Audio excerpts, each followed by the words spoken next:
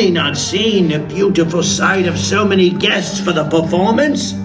Ringmaster Skender will be pleased. Bliney doesn't understand why Burgle and Bliney work to repair carts and cages if the circus has no beasts now. Bad Bliney! It is hopeless! These cages have been empty since Newt Scamander took our prized owl, and the circus suffers for it! Oh, dear. Perhaps Bliney doesn't know all that Ringmaster Skender knows. What has Burgle heard? Can Ringmaster Skender save the circus? Does he have beasts returning to fill these cages? Burgle cannot say.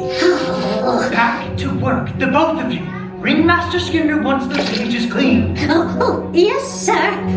Of course, sir. We've got a huge crowd for once.